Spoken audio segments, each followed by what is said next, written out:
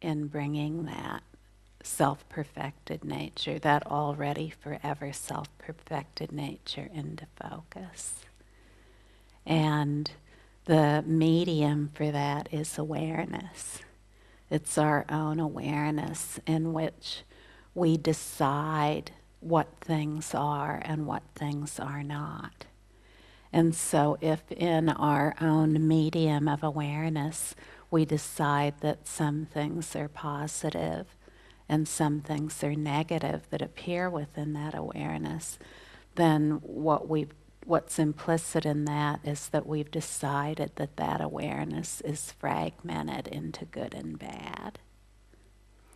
And when we have decided that awareness is fragmented into good and bad, then we believe that the bad things have an independent nature that can somehow affect our well-being, and that the good things do too. And so we seek for the good things and try to eliminate the bad things, but we're never able to do so because neither the positive or the negative has a fundamental nature of its own.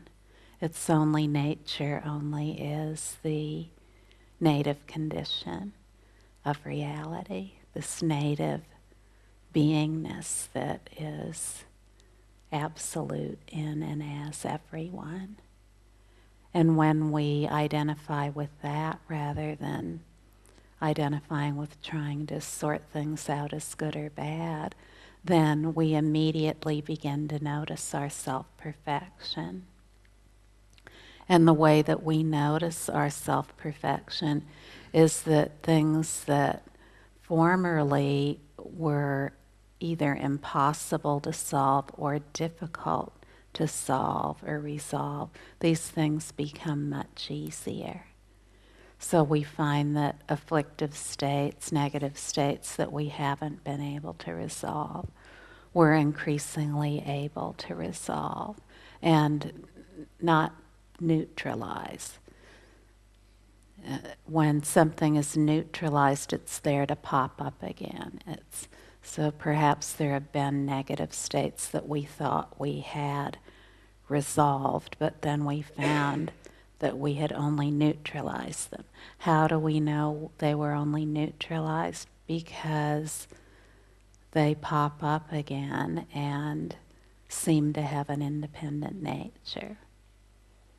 And so if they pop up again and seem to have an independent nature that overwhelms us, then we know that they've only been neutralized. They haven't really been resolved. By resolving phenomena and awareness, points of view and awareness, rather than trying to do something about them, like turn them into some other positive state or avoid them completely or indulge them. Instead, more and more we find they're completely resolved. They're not a problem anymore. When they come up, they have no power. They're like a shooting star shooting through infinite space, or the flight path of a bird in the sky. There's nothing there. Or a line drawn in water. It's of no consequence. And so this is how we know that our points of view are resolved. They're no longer of consequence in terms of directing our life. It's the self-perfection itself that is directing life. Our ability to be of great benefit to ourselves and others that is directing our life, not a fabricated reality. Our nature that we find in just resting as awareness for short moments, repeated many times until it becomes automatic, that nature that we find in resting as awareness, that very nature is our self-perfected nature. The self-perfected nature isn't a thing that's a goal. It's something that we already are, and when we rest as awareness, we introduce ourselves more and more to that self-perfected nature. And we identify with that. And then, to our surprise, we find ourselves doing things that are were unimaginable.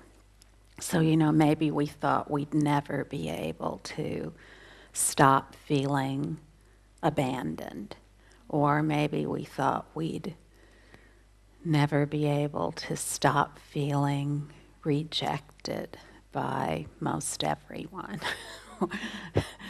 Or maybe we thought we'd never be able to stop being depressed or angry or desirous of fame and money and sex and food or whatever we might be desirous of. Or maybe we felt we'd never be able to stop being jealous or prideful and arrogant. Or maybe we thought we'd never be able to stop being unaware, whatever it is. And our own self-perfected power is demonstrated to us because we see that these things we thought we'd never be able to solve are actually being impacted. So this is very powerful. But in order for that to occur, we have to become entirely ready to let point of view be as it is.